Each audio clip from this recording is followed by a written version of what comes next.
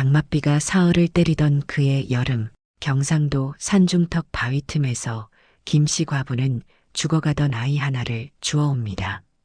마을 사람들은 입을 모아 말렸죠. 과부가 무슨 아이냐 관가에 넘겨. 둘 다 굶어 죽어. 그런데 그날 밤부터 3년째 말라있던 우물에 물이 차고 죽어가던 닭이 벌떡 일어납니다. 그리고 새벽, 돌도 안 된 아이가 눈을 뜨는 순간 김씨 과부는 숨이 멎을 뻔합니다. 아이의 눈빛이 아기 눈빛이 아니었거든요. 마치 모든 걸 이미 알고 있는 사람처럼 그녀를 똑바로 바라봤습니다. 그날 과부는 깨닫습니다. 이 아이를 품은 순간부터 운명은 돌아가기 시작했다는 걸. 멈춰있던 과부의 운명 이야기. 지금 시작하겠습니다. 안녕하세요. 사랑방 야담에 오신 여러분 반갑습니다. 항상 건강하세요. 영상 전 구독, 좋아요 눌러주시고 오늘 야담 시작하겠습니다.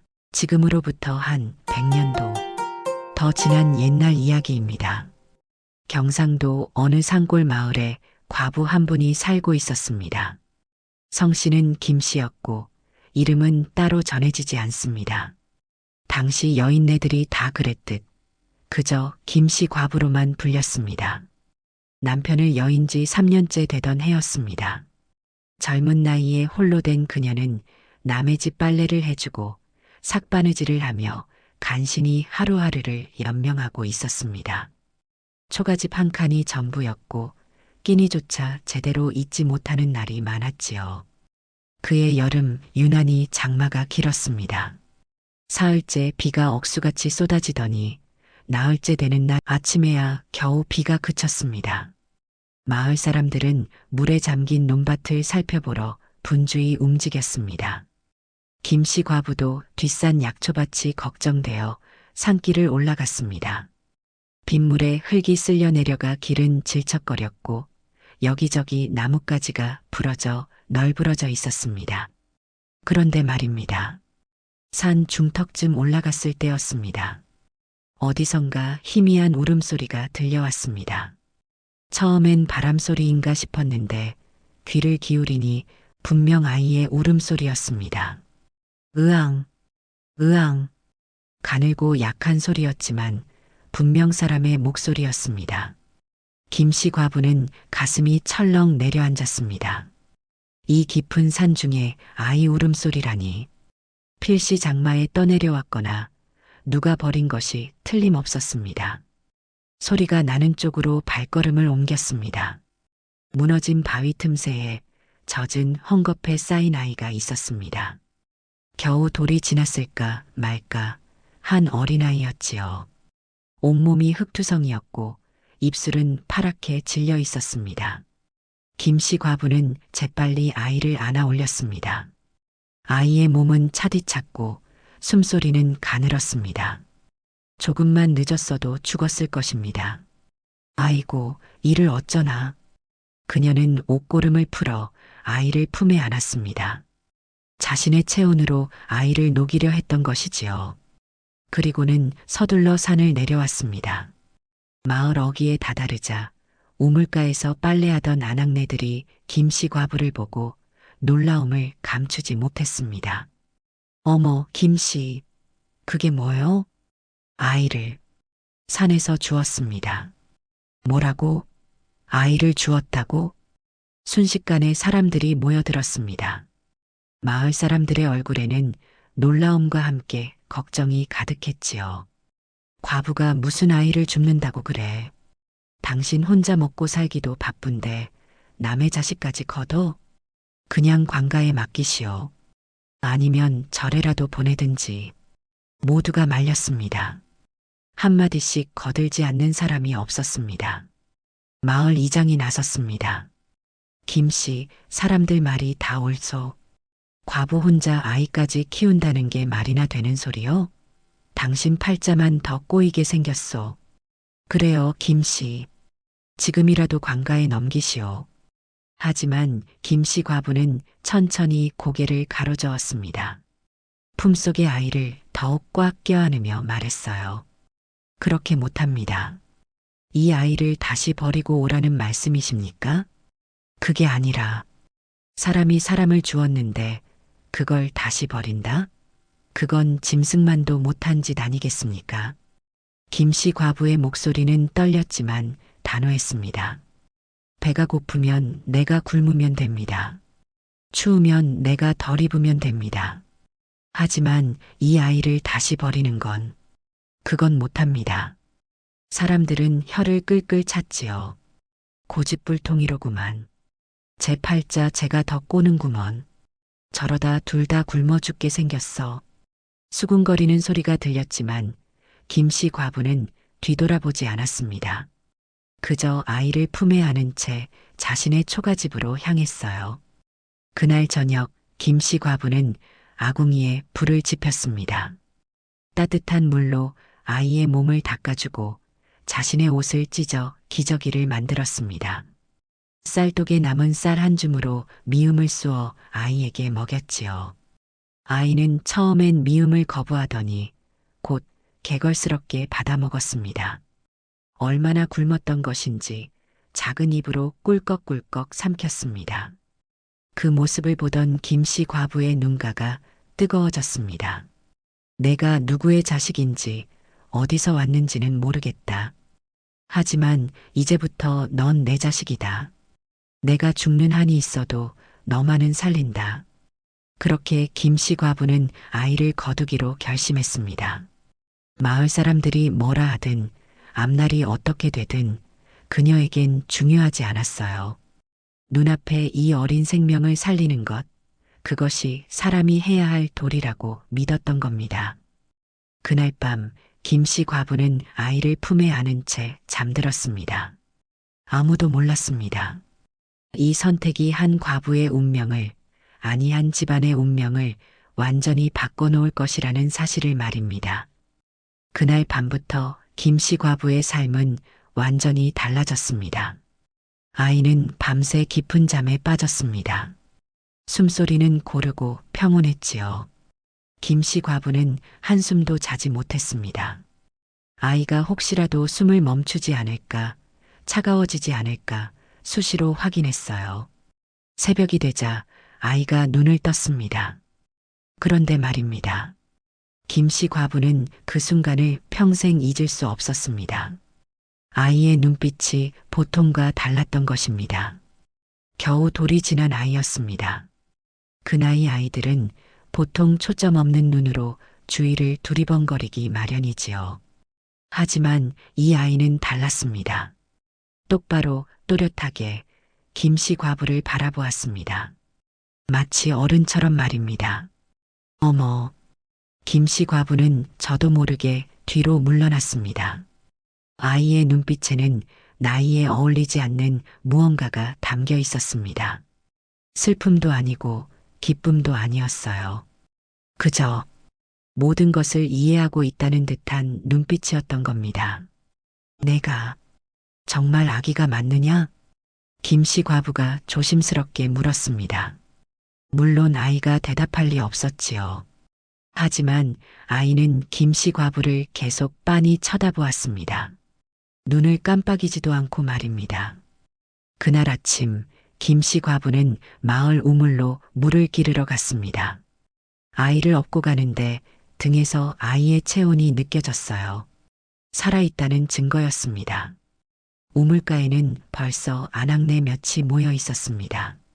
어머, 김씨. 그 아이 아직도 키우고 있네? 당연하지요. 제 자식인데요. 김씨 과부의 대답에 아낙네들이 서로 눈짓을 주고받았습니다. 그나저나 그 아이 좀 이상하지 않소? 최씨 아낙이 말했습니다. 뭐가 이상합니까? 눈빛 말이요. 아까 지나가다 봤는데 보통 아이 눈빛이 아니던데. 그러게요. 저도 봤어요. 마치 어른 같은 눈으로 사람을 쳐다보던데요. 김씨 과부도 그 말에 공감했지만 애써 태연한 척했습니다. 아이가 영특해서 그런 것 아니겠습니까? 영특한 정도가 아닌 것 같은데. 그때 마을 노인 한 분이 지나가다 걸음을 멈췄습니다. 8순이 넘은 박씨 노인이었지요. 마을에서 가장 나이가 많고 온갖 일을 다 겪어본 분이었습니다. 노인이 김씨 과부의 등에 업힌 아이를 물끄러미 바라보았습니다. 한참을 그렇게 쳐다보더니 천천히 고개를 가로저었어요. 저 아이, 보통 아이가 아니야. 예, 어르신, 무슨 말씀이십니까? 저 눈빛을 봐. 저건 하늘 품고 죽은 사람의 눈빛이야. 주위 사람들이 술렁거렸습니다. 하늘 품고 죽은 사람이라니요? 그래. 내가 평생 사람을 봐왔지만 저런 눈빛은 처음이야.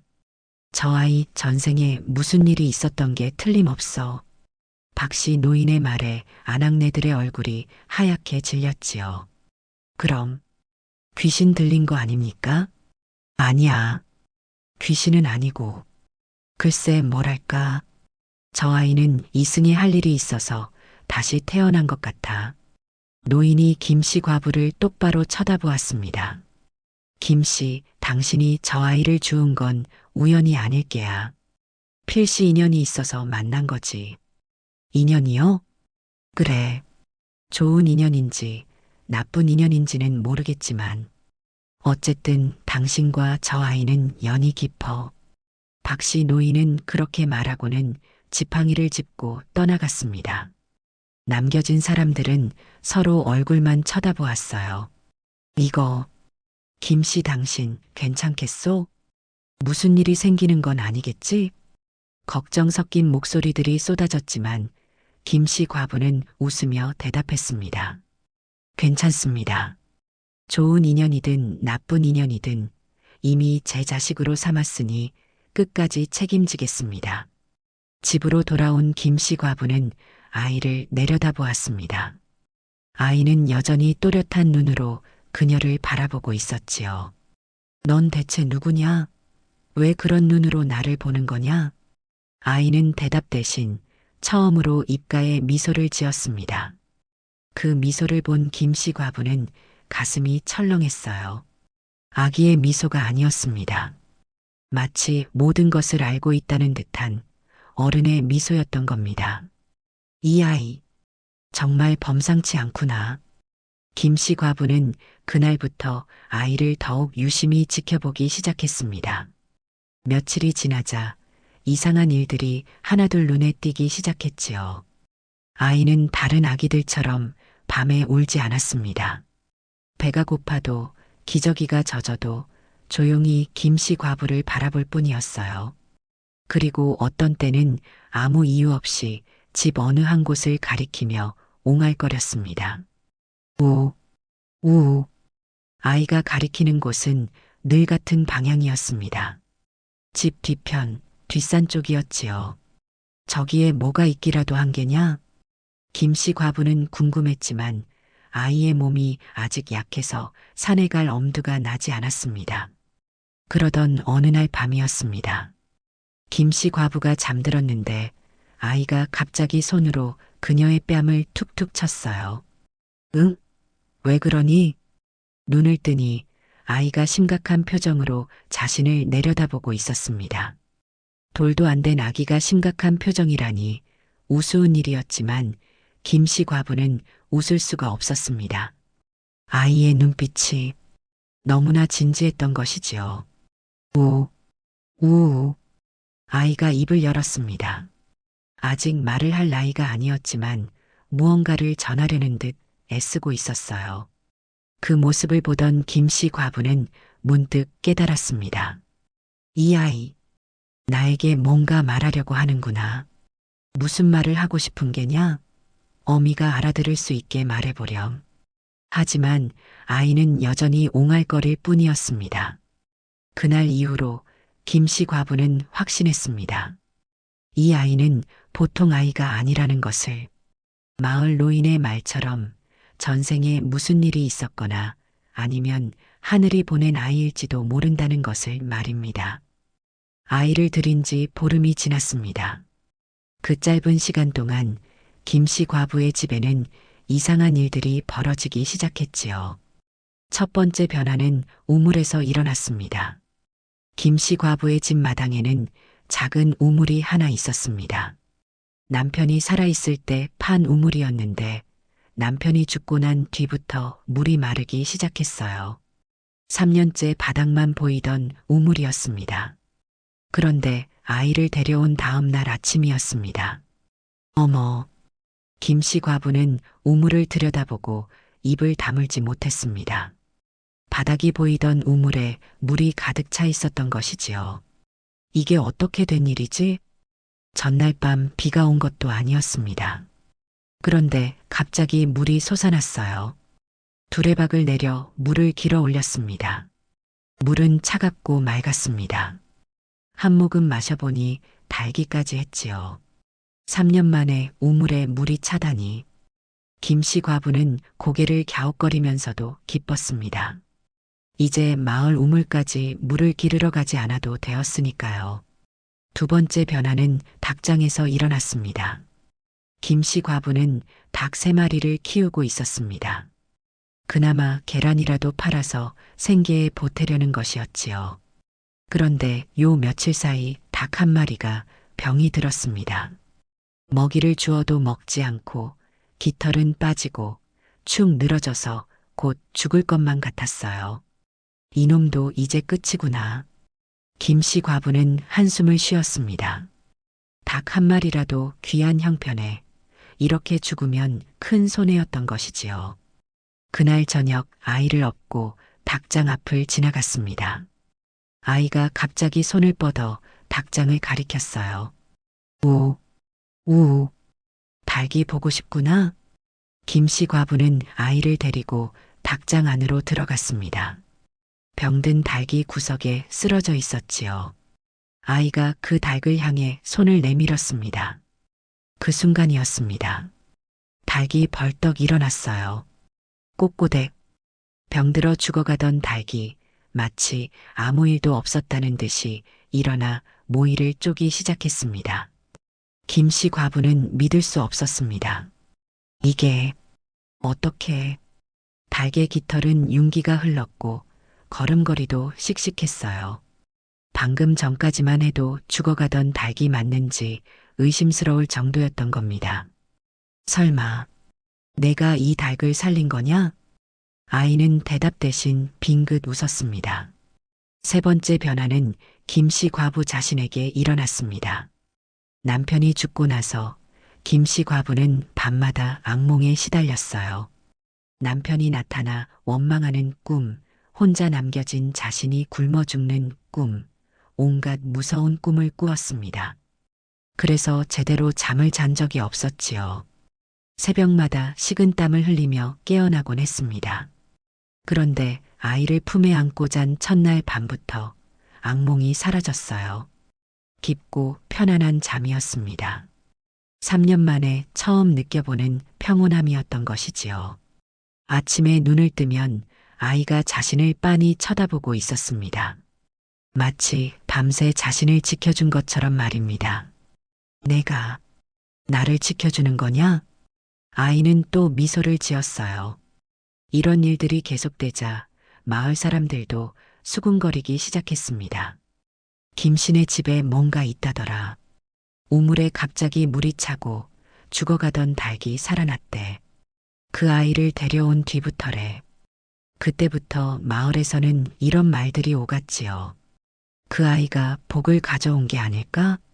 아니면 귀신이 붙은 거 아니야? 말들이 오갔지만 김씨 과부는 신경 쓰지 않았습니다. 좋은 일이든 나쁜 일이든 이 아이는 이제 자신의 자식이었으니까요. 그러던 어느 날이었습니다. 마을 아낙네 몇이 김씨 과부의 집을 찾아왔어요. 김씨, 우리 좀 보자. 무슨 일이십니까? 그 아이 말이야. 정말 이상한 일들이 많이 일어나고 있다며? 김씨 과부는 솔직하게 대답했습니다. 그렇습니다. 우물에 물이 차고 닭도 살아났습니다. 그리고 제 악몽도 사라졌어요. 역시 그 아이 범상치 않아. 최씨 안악이 조심스럽게 물었지요. 혹시 그 아이가 무슨 말이라도 했소? 아직 말을 할 나이가 아니지 않습니까? 그래도 뭔가 이상한 짓을 하진 않소? 김씨 과부는 잠시 망설였습니다. 사실 그런 일들이 있긴 했어요. 아이가 자꾸 뒷산 쪽을 가리키고 혼자 빙그레 웃을 때가 있었습니다. 하지만 솔직하게 말하면 사람들이 아이를 이상하게 볼까봐 걱정이 되었던 것이지요. 별일 없습니다. 그냥 아이가 영특해서 그런 것 같습니다. 그때 마을 노인 박 씨가 지나가다가 말했습니다. 그 아이는 하늘이 보낸 아이야. 김 씨 당신 팔자를 고치러 온 거지. 팔자를 고치러 왔다고요? 그래. 과부로 평생 고생만 하다 죽을 팔자였는데 그 아이가 와서 바꿔주는 게야. 내 말 믿어봐. 그 아이 덕에 당신 인생이 달라질 거야. 노인의 말에 사람들은 반신반의했지만 김씨 과부는 가슴이 두근거렸어요. 정말 그럴까? 이 아이가 내 팔자를 바꿔줄까? 그날 밤 김씨 과부는 아이를 안고 조용히 말했습니다. 내가 정말 내 팔자를 바꿔주러 온 거냐? 아이는 대답 대신 작은 손으로 김씨 과부의 손을 꼭 잡았어요. 그 따뜻한 손길에서 김씨 과부는 알 수 없는 힘을 느꼈던 겁니다. 아이를 주운 지 석 달이 지났습니다. 김씨 과부는 삭바느질과 빨래로 간신히 생계를 이어갔어요. 넉넉하진 않았지만 아이와 함께라면 그것으로 충분했습니다. 그날도 여느 때처럼 아침 일찍 일어났습니다. 마을 부잣집 빨래를 해주기로 한 날이었지요. 얘야, 어미 금방 다녀올게. 집에서 잘 있거라. 아이를 방에 눕혀놓고 나가려는데 아이가 갑자기 울음을 터뜨렸습니다. 응애, 응애. 왜 그러니? 배고프니? 김씨 과부가 아이를 안아 올렸어요. 그런데 이상했습니다. 아이가 자꾸 문 쪽을 가리키며 울었던 것이지요. 밖에 나가고 싶은 거냐? 아이는 울음을 그치고 알았다는 듯 눈을 깜빡였습니다. 알았어. 그럼 어미랑 같이 가자. 김씨 과부는 아이를 업고 집을 나섰습니다. 마을 부잣집으로 가는 길이었어요. 평소 같으면 큰 길로 가는데 그날따라 아이가 자꾸 작은 새끼를 가리켰습니다. 거기로 가라는 거냐? 우, 우. 아이의 목소리가 다급했어요. 알았어. 그쪽으로 가자.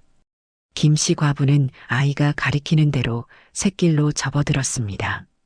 평소엔 가지 않던 길이었지요. 샛길로 한참을 걸어가는데 갑자기 뒤에서 비명소리가 들렸습니다. 으악! 놀라서 뒤를 돌아보니 큰 길 쪽에서 연기가 피어오르고 있었어요. 저게 뭐야? 마을 사람들이 우르르 몰려갔습니다. 김씨 과부도 급히 달려갔지요. 큰 길에 있던 나무 한 그루가 갑자기 쓰러진 것이었습니다. 장마 때 뿌리가 약해진 나무가 바람에 넘어간 것이었어요. 아이고, 저 밑에 사람 깔렸으면 큰일 날 뻔했네. 다행히 아무도 안 지나갔어. 사람들이 안도의 한숨을 쉬었습니다. 김씨 과부는 식은땀을 흘렸어요. 만약 아이가 샛길로 가라고 하지 않았다면 자신이 바로 그 나무 아래를 지나가고 있었을 겁니다. 내가 나를 살린 거냐? 등에 업힌 아이를 돌아보니 아이가 조용히 웃고 있었습니다. 마을 사람들도 이 일을 알게 되었지요. 김 씨가 그 아이 때문에 목숨을 건졌대. 그 아이가 샛길로 가라고 해서 갔는데 큰 길에 나무가 쓰러졌다더라. 그 아이 정말 보통이 아니야. 소문이 퍼지자 사람들은 김씨 과부를 다른 눈으로 보기 시작했습니다. 복받을 사람이야 김씨는. 과부 팔자라고 무시했는데 저런 귀한 아이를 얻었으니. 그로부터 며칠 뒤였습니다. 마을에 큰 장이 서는 날이었어요. 김씨 과부는 아이를 업고 장에 갔습니다. 계란 몇 개를 팔아서 쌀을 사려는 것이었지요. 장터는 사람들로 북적였습니다. 온갖 물건을 파는 상인들, 구경하는 사람들로 가득했어요. 김씨 과부가 쌀 파는 곳으로 가려는데 등에 업힌 아이가 갑자기 소리를 질렀습니다. 아, 안, 안 돼. 김씨 과부는 걸음을 멈췄어요. 지금 뭐라고 했니? 아이가 말을 한 것입니다. 태어나서 처음으로 말을 한 것이었지요. 안 돼. 거기 가지 마세요. 아이의 목소리는 떨렸지만 또렷했습니다. 어디를 가지 말라는 거냐? 저기, 저 사람. 안 돼요. 아이가 가리키는 곳을 보니 쌀을 파는 상인이었어요. 김씨 과부가 바로 가려던 곳이었습니다. 저 사람이 왜 나쁜 사람이에요. 속이는 사람이에요. 아이의 말에 김씨 과부는 망설였습니다. 하지만 아이가 이제까지 자신을 여러 번 도왔던 걸 생각하면 믿지 않을 수 없었지요. 알았어. 저기는 안 갈게. 김씨 과부는 다른 쌀 장수에게로 갔습니다. 그런데 그날 저녁 장터에서 큰 소동이 벌어졌다는 소문이 들렸어요. 쌀 장수 하나가 잡혔대. 쌀에 모래를 섞어서 팔았다나? 그것도 몇 달째 그래왔대. 오늘 관가에서 나와서 급습했다더라. 김씨 과부는 소름이 돋았습니다. 바로 아이가 가지 말라던 그 쌀 장수였던 것입니다. 내가 그것까지 알았단 말이냐? 아이는 방긋 웃었습니다. 그날 밤 김씨 과부는 아이를 무릎에 앉혔어요. 너는 대체 누구냐? 어떻게 그런 걸 다 아는 거냐? 아이가 처음으로 입을 열었습니다. 저는 어미를 지키러 왔어요. 나를 지키러? 네. 어미는 좋은 분이에요. 착한 분이에요. 그래서 제가 도와드릴 거예요. 아이의 말에 김씨 과부의 시야가 흐려졌어요. 고맙구나. 정말 고맙다. 어미, 울지 마세요. 이제부터는 좋은 일만 있을 거예요. 아이는 그렇게 말하고는 김씨 과부의 품에 안겼습니다. 마을 사람들은 이 소식을 듣고 놀라워했지요. 그 아이가 말을 했다고? 겨우 3달 된 아이가? 보통 아이가 아니라니까. 마을 노인 박 씨가 말했습니다. 그 아이는 신동이야. 하늘이 보낸 아이라니까. 김 씨, 당신 앞으로 큰 복이 올 거야. 사람들은 이제 김 씨 과부를 부러워하기 시작했어요. 과부라고 무시하던 사람들이 이제는 존중하는 눈으로 바라보았던 겁니다. 그 모든 것이 한 아이 때문이었습니다. 아이가 말을 하기 시작한 뒤 김씨 과부의 삶은 완전히 달라졌습니다. 아이는 날마다 신기한 일들을 예언했어요. 어미, 오늘은 비 올 거예요. 빨래 걷으세요. 아침엔 맑았지만 정오가 되자 정말 비가 쏟아졌습니다. 어미, 최 씨 아주머니네 소가 아파요. 약초를 다려주세요. 김씨 과부가 최 씨 댁에 가보니 정말 소가 앓고 있었지요. 아이가 알려준 약초를 다려주자 소가 나았습니다. 어미, 내일 장에 가시면 좋은 물건 살 수 있어요. 다음날 장에 가니 정말 좋은 물건들이 헐값에 나왔어요. 이런 일들이 계속되자 마을 사람들은 아이를 신동이라 부르기 시작했습니다. 그때부터 마을에서는 이런 말들이 오갔지요. 김씨네 아이가 또 맞췄대. 정말 신기해. 어떻게 저런 걸 다 알지? 사람들은 하나둘 김씨 과부의 집을 찾아오기 시작했습니다. 김씨, 우리 집 소가 아픈데 어떻게 하면 좋을까? 김씨, 올해 농사는 잘 될까? 김씨 과부는 난처했지만 아이는 기꺼이 대답해 주었어요. 소는 이틀 뒤면 나을 거예요. 따뜻하게 해주세요. 올해는 풍년이에요. 씨앗 많이 뿌리세요. 아이의 말은 하나같이 맞아떨어졌습니다. 마을 사람들은 아이를 존경하기 시작했지요. 과부의 자식이라고 무시하던 사람들이 이제는 허리를 굽혔던 것입니다. 하지만 모두가 기뻐한 것은 아니었습니다. 마을 부자 정 씨는 아이를 못마땅하게 여겼어요. 겨우 아이 하나가 무슨 신동이야. 우연히 몇 번 맞춘 것뿐이지. 하지만 정 영감님, 그 아이 말은 다 맞아요. 헛소리, 아이가 무슨 미래를 알아. 정 씨는 아이를 시험해 보기로 했습니다. 어느 날 김 씨 과부의 집에 찾아왔지요. 김 씨, 내가 물어볼 게 있네. 무엇이든 물어보십시오. 내 아들이 장사를 하러 한양에 갔네. 언제 돌아올까? 정 씨는 속으로 생각했습니다. 아들은 이미 어제 돌아왔어. 이 아이가 뭐라고 하나 보자. 아이가 정 씨를 똑바로 쳐다보았어요. 아드님은 어제 돌아오셨어요. 하지만 어른께 말씀드리지 않으셨지요. 정 씨의 얼굴이 하얗게 질렸습니다. 뭐라고? 그리고 장사는 실패하셨어요. 돈을 잃으셨지요. 그래서 말씀드리기 두려워하시는 겁니다. 정 씨는 할 말을 잃었습니다. 모두 사실이었던 것이지요. 네, 이럴 수가. 정 씨는 황급히 집으로 돌아가 아들을 불렀어요. 내가 정말 어제 왔느냐? 예. 아버님, 장사는 실패했습니다. 죄송합니다. 정 씨는 그제야 아이의 능력을 믿었습니다. 소문은 순식간에 퍼졌지요. 김 씨네 아이가 정영감 아들일까지 맞췄대. 정말 신동이야, 신동. 이웃 마을에서도 사람들이 찾아왔습니다. 아이에게 우리 딸 혼처를 물어봐 주세요. 올해 농사는 어떻게 될까요? 김 씨 과부의 집은 날마다 사람들로 붐볐어요. 아이는 모든 질문에 답해 주었습니다. 그리고 그 말들은 모두 현실이 되었지요. 감사의 표시로 쌀과 나물이 쌓였고 처음으로 김 씨 과부의 쌀독이 가득 찼습니다. 이게 다 내 덕분이구나. 김 씨 과부는 아이를 꼭 안았습니다. 하지만 동시에 두려움도 커졌습니다. 사람들이 아이를 너무 신기하게 여기면 언젠가 빼앗기지 않을까 하는 걱정이 들었던 것입니다.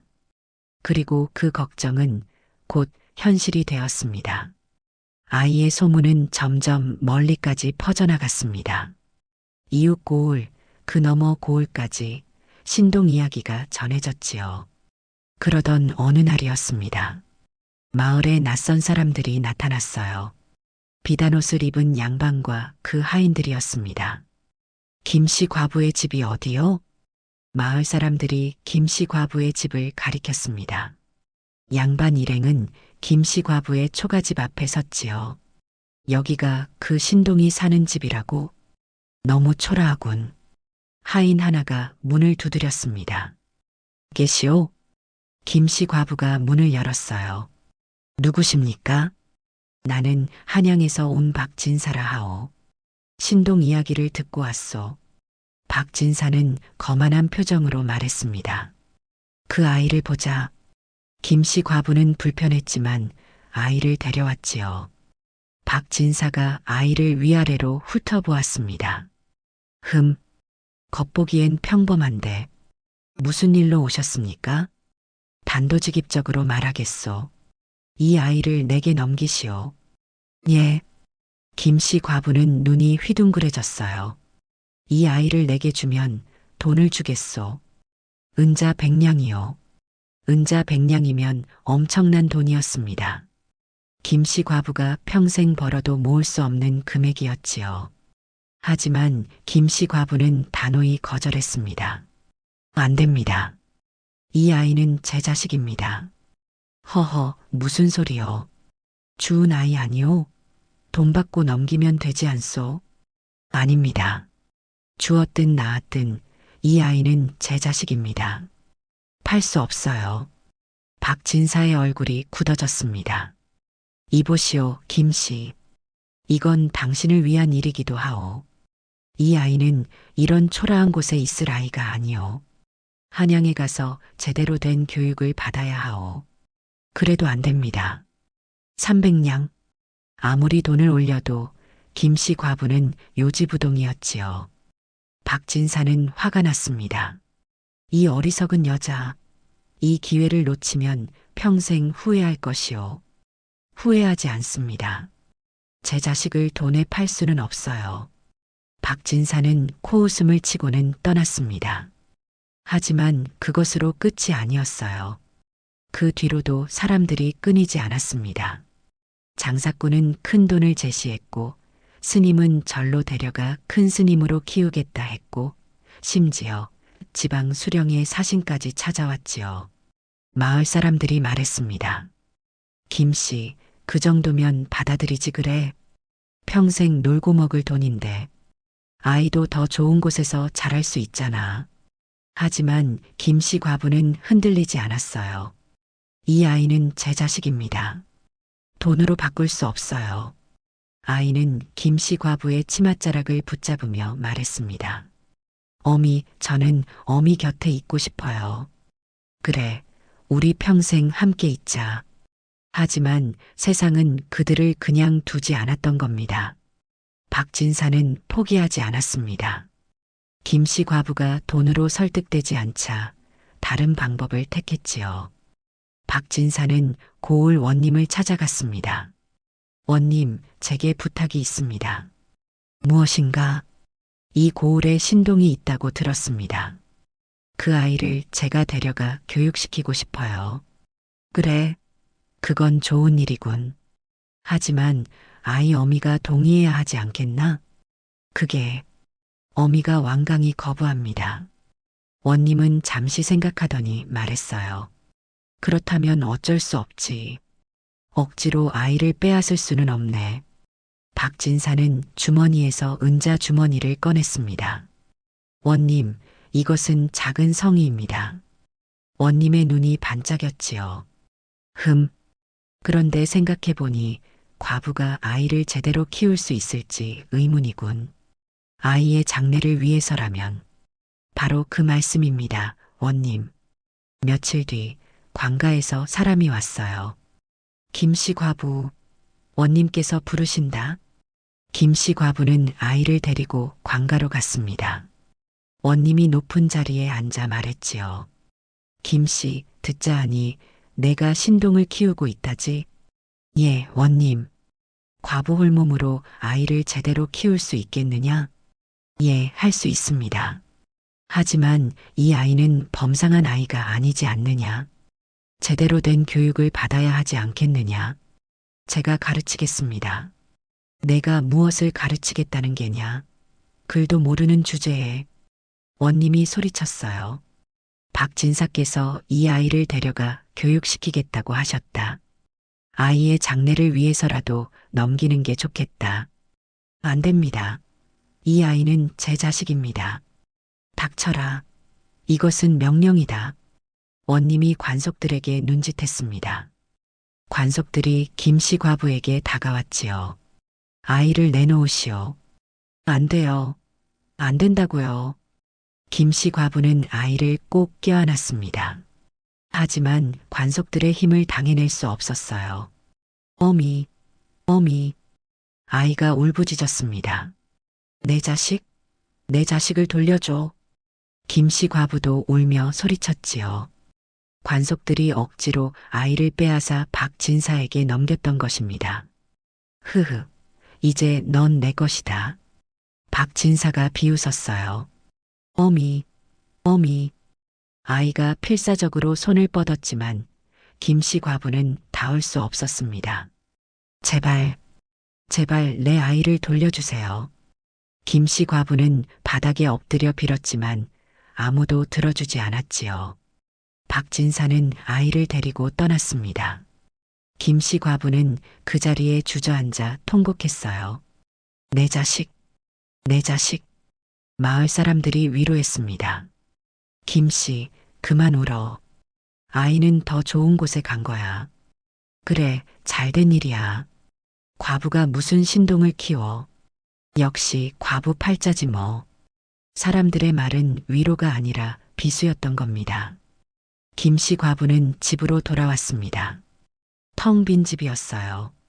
아이의 옷, 아이의 이불, 모든 것이 그대로 있었지만 아이는 없었습니다. 내가 무슨 짓을 한 거지? 김씨 과부는 자신을 탓했지요. 내가 더 강하게 버텼어야 했는데, 내가 더 똑똑했더라면. 그날부터 김씨 과부는 먹지도 자지도 않았습니다. 우물에 다시 물이 마르기 시작했어요. 살아났던 닭이 다시 병들었습니다. 집안에 다시 어둠이 드리웠지요. 마을 사람들이 말했습니다. 역시 그 아이가 복을 가져왔었구나. 이제 다시 원래대로 돌아가는구먼. 가엾은 김씨. 하지만 김씨 과부는 그런 말들을 들을 여유도 없었어요. 오직 아이 생각뿐이었습니다. 아이는 지금 어디서 무얼 하고 있을까? 밥은 먹었을까? 울고 있진 않을까? 그렇게 며칠이 지났습니다. 어느 날 밤 꿈을 꾸었지요. 아이가 나타나 말했습니다. 어미, 걱정 마세요. 제가 곧 돌아갈게요. 정말이냐? 정말 돌아올 수 있느냐? 네. 그리고 어미, 조금만 기다리세요. 제가 반드시 어미를 행복하게 해드릴게요. 꿈에서 깬 김씨 과부는 베개를 적셨습니다. 하지만 그 눈물은 슬픔의 눈물이 아니었어요. 희망의 눈물이었던 것이지요. 그래, 믿어보자. 우리 아이를 믿어보자. 박진사는 아이를 한양으로 데려갔습니다. 큰 기와집에 좋은 옷을 입히고 맛있는 음식을 먹였지요. 이제 넌 내 양아들이다. 내 능력으로 우리 집안을 일으켜라. 하지만 아이는 입을 열지 않았습니다. 왜 말이 없느냐? 예언을 해보거라. 아이는 입을 꾹 다물었어요. 싫습니다. 어미 아닌 사람에게는 아무 말도 안 하겠습니다. 박진사는 화가 났습니다. 이놈, 내가 너를 얼마나 좋은 곳에 데려왔는데. 좋은 곳이 뭐예요? 어미 곁이 제일 좋은 곳이에요. 박진사는 회초리를 들었지요. 말을 듣지 않으면 때리겠다. 하지만 아이는 끝까지 입을 열지 않았습니다. 며칠이 지나도 몇 달이 지나도 마찬가지였어요. 박진사는 점점 초조해졌습니다. 이 아이를 데려온 이유가 뭐였는가? 예언 능력 때문 아니었던가? 하지만 아이는 한마디도 하지 않았지요. 그러던 어느 날이었습니다. 박진사의 큰아들이 장사를 떠났어요. 아버지, 다녀오겠습니다. 응, 큰돈 벌어오너라. 하지만 며칠 뒤 나쁜 소식이 들려왔습니다. 도적을 만나 물건을 모두 빼앗겼습니다. 뭐라고? 박진사 집안은 큰 손해를 입었지요. 그 다음 달 둘째 아들이 병에 걸렸습니다. 의원을 불러라. 하지만 병은 낫지 않았어요. 의원들도 손을 들었습니다. 이상한 병입니다. 원인을 모르겠어요. 박진사는 점점 불안해졌습니다. 무슨 일이 이렇게 연달아 일어나는 거지? 그때 아이가 처음으로 입을 열었지요. 욕심을 내면 화가 돌아옵니다. 뭐라고? 저를 억지로 데려온 대가예요. 앞으로도 계속 나쁜 일이 일어날 겁니다. 박진사의 얼굴이 하얗게 질렸습니다. 그럼 어떻게 하면 되느냐? 저를 어미에게 돌려보내세요. 안 돼. 넌 이제 내 아들이다. 그럼 더 큰 화가 올 겁니다. 아이의 말은 정확히 맞아떨어졌어요. 며칠 후 박진사의 집에 불이 났습니다. 불이야, 불. 재산의 절반이 타버렸지요. 그 다음 달 박진사가 벼슬에서 쫓겨났습니다. 원님께서 당신을 관직에서 파면하셨어요. 이럴 수가. 박진사 집안은 순식간에 몰락했습니다. 박진사는 마침내 깨달았지요. 이 모든 게 그 아이를 억지로 데려온 탓이구나. 알았다. 알았어. 너를 돌려보내주마. 하지만 아이는 냉랭하게 말했습니다. 이미 늦었어요. 어른은 욕심 때문에 모든 걸 잃을 겁니다. 제발, 제발 용서해다오. 박진사가 무릎을 꿇었지만 소용없었어요. 결국 박진사 집안은 완전히 망했습니다. 재산도 명예도 모든 것을 잃었지요. 박진사는 결국 거지가 되어 거리를 떠돌았습니다. 한때 비단옷을 입고 높은 자리에 앉았던 그가 이제는 누더기를 걸치고 구걸하는 신세가 되었죠. 그가 김씨 과부 마을을 지나칠 때 사람들은 침을 뱉으며 말했습니다. 저게 그 욕심쟁이 양반이라더라. 남의 자식 빼앗아 가더니 저 꼴이 됐네. 욕심의 끝을 보라. 아이는 그 와중에 몰래 도망쳐 나왔지요. 그리고 다시 김씨 과부에게로 향했습니다. 아이를 빼앗긴 지 한 달이 지났습니다. 김씨 과부의 집에는 다시 어둠이 드리워져 있었지만 어느 날부터 이상한 일이 벌어지기 시작했어요. 우물에 다시 물이 차기 시작했습니다. 죽어가던 닭이 다시 살아났지요. 그리고 뜻밖의 손님이 찾아왔습니다. 김씨 과부댁이십니까? 누구십니까? 저는 한양에서 온 상인입니다. 들으니 이 땅이 팔린다고 해서요. 예, 우리 땅은 팔지 않는데요. 아니, 뒷산 땅 말입니다. 김씨 과부는 놀랐어요. 뒷산은 아무도 원하지 않는 척박한 땅이었습니다. 그 땅을 왜 사시려고요? 들으니 거기서 금맥이 발견됐다던데요. 금맥이요? 김씨 과부는 뒷산에 땅이 조금 있었습니다. 남편이 남긴 유일한 재산이었지요. 상인은 그 땅을 비싼 값에 사겠다고 했어요. 은자 1000냥에 사겠습니다. 김씨 과부는 입을 다물지 못했습니다. 그 척박한 땅이 1000냥이라니. 하지만 팔지 않았어요. 이것도 우리 아이가 말했던 일인가? 며칠 뒤 정말로 그 땅에서 금맥이 발견되었습니다. 마을이 발칵 뒤집혔지요. 김씨네 땅에서 금이 나왔대. 1000냥에 팔라고 했는데 안 팔았대. 이제 김씨가 부자가 되겠네. 그리고 그날 밤 문을 두드리는 소리가 들렸습니다. 어미, 어미. 김씨 과부는 황급히 문을 열었습니다. 거기에 아이가 서 있었지요. 내 아기, 내가 돌아왔구나. 김씨 과부는 아이를 와락 껴안았습니다. 어미, 보고 싶었어요. 나도 보고 싶었다. 정말 보고 싶었어. 둘은 그렇게 한참을 껴안고 울었습니다. 아이가 돌아온 뒤 더 큰 변화가 찾아왔습니다. 어미, 이 땅을 팔지 마세요. 우리가 직접 금을 캐야 해요. 우리가 어떻게 금을 캐니?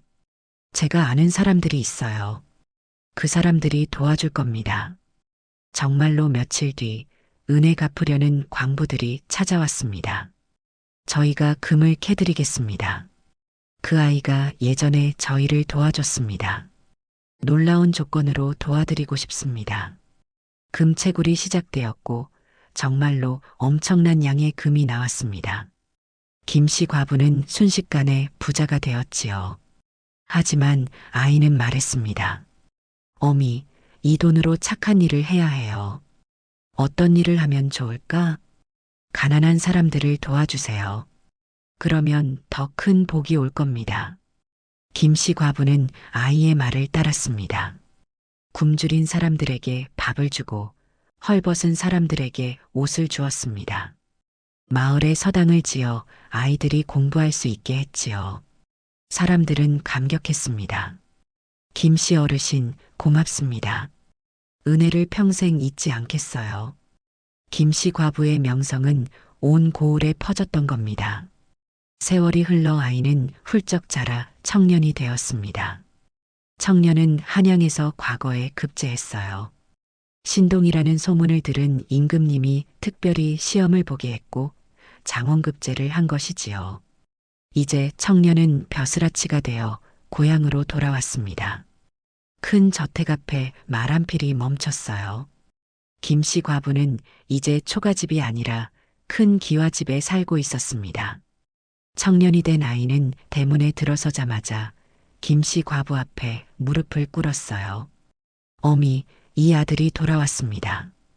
김씨 과부는 가슴이 뜨거워졌습니다. 잘 돌아왔다, 우리 아들. 어미께서 저를 주우셨을 때 저는 죽어가고 있었습니다. 어미께서 아니었다면 저는 이 세상에 없었을 거예요. 아니다. 내가 나를 살렸다. 아닙니다. 어미께서 저를 살리셨어요. 그리고 이제는 제가 어미를 모실 차례입니다. 청년은 김씨 과부의 손을 꼭 잡았지요. 어미, 이제부터는 어미 팔자가 달라질 겁니다. 제가 어미를 섬기고 어미를 행복하게 해드릴게요. 청년의 말대로 더 큰 행복이 찾아왔습니다. 청년은 김씨 과부를 위해 넓은 논밭을 샀어요. 그리고 그 땅을 김씨 과부 앞으로 해놓았습니다. 이 많은 땅을 어미께서 저를 살리셨으니 이제 제가 어미를 편히 모셔야지요. 청년의 예언 능력은 여전했습니다. 아니, 오히려 더 정확해졌지요. 이 땅에 이런 작물을 심으면 좋을 겁니다. 청년의 말대로 심으니 정말로 수확이 배로 늘었어요.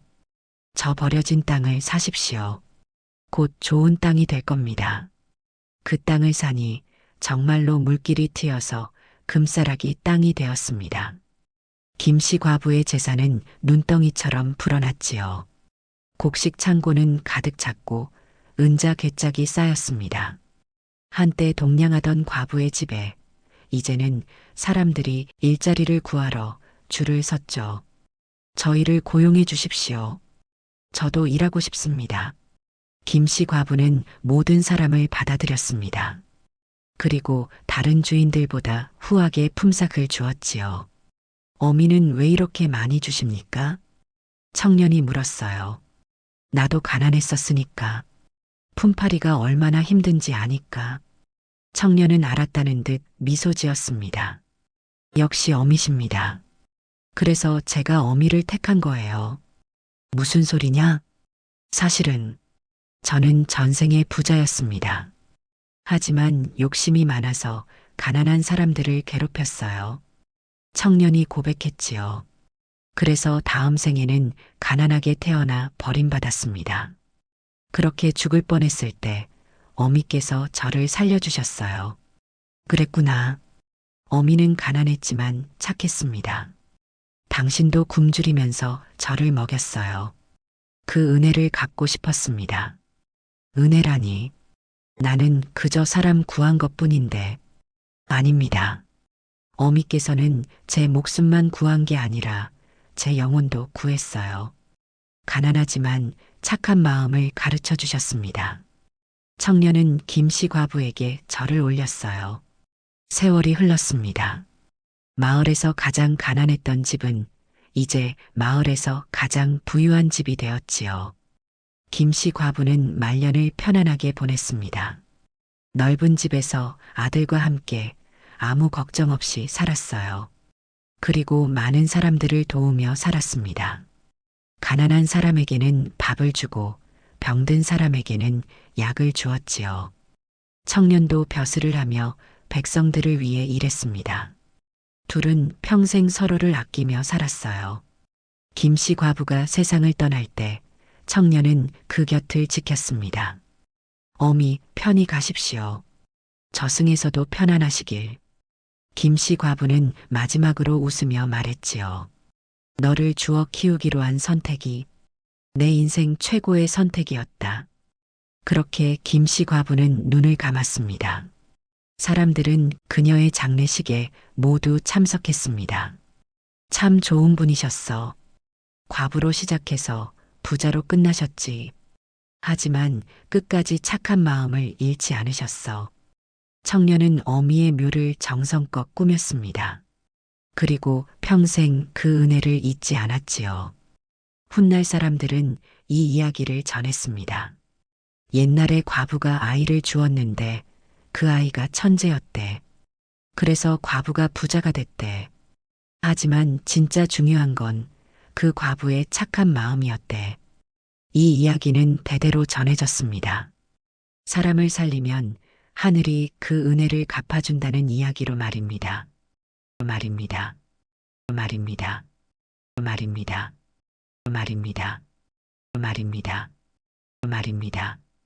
말입니다. 말입니다. 말입니다. 말입니다. 말입니다. 말입니다. 말입니다. 말입니다. 말입니다. 말입니다. 말입니다. 말입니다. 말입니다. 말입니다. 말입니다. 말입니다. 말입니다. 말입니다. 말입니다. 말입니다. 말입니다. 말입니다. 말입니다.